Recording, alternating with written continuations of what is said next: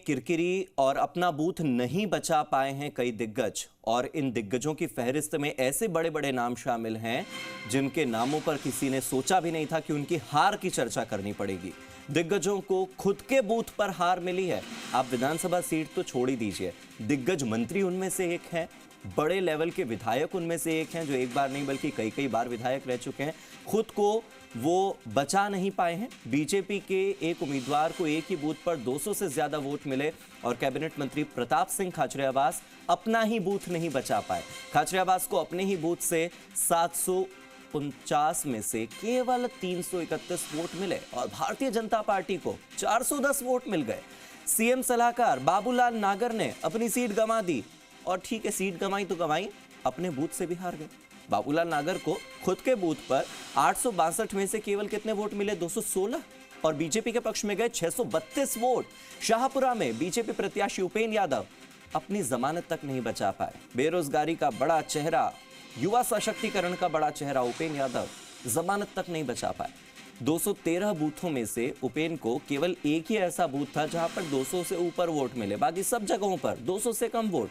उपेंद्र को booth number 1 से 1 vote मिला, जबकि 19 बूथ पर 10 से भी कम वोट मिले। बालमुकुंद आचार्य चुनाव जरूर जीत गए, लेकिन 43 बूथों पर 10 से भी कम वोट उन्हें मिले, जबकि बालमुकुंद आचार्य को बूथ संख्या 131 और 136 से एक भी वोट नहीं मिला, एक भी वोट नहीं। जरा सोचिए।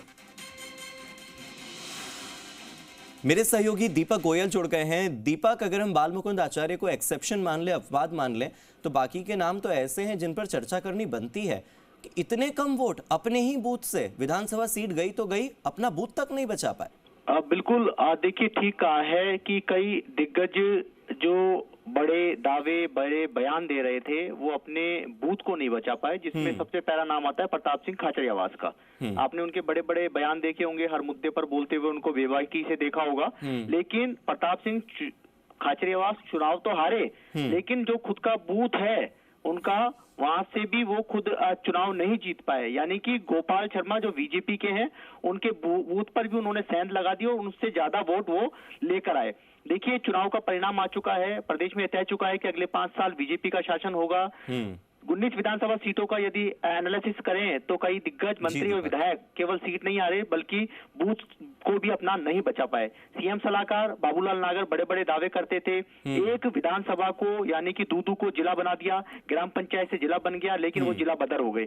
ये बड़ी तस्वीर है दूदू की, और दूदू की जनता ने उनको नकार दिया, शायद लगता है उनकी तानाशाही के कारण। और यही कारण रहा कि बाबूलाल नागर चुनाव तो हारे, चुनाव हारने के साथ में खुद का बूथ पर भी वो लीड नहीं कर पाए, और बीजेपी के कैंडिडेट प्रेमचंद बैरवा ने उनके बूथ पर सेंध लगाते हुए उनसे ज्यादा वोट हासिल किए। देखिए, इसी तरीके से सिविल लाइन में जहां गोपाल शर्मा को 410 वोट मिले प्रताप सिंह खाचरियावास के बूथ से, वहीं प्रताप सिंह खाचरियावास को खुद के बूथ पर केवल 331 वोट मिले।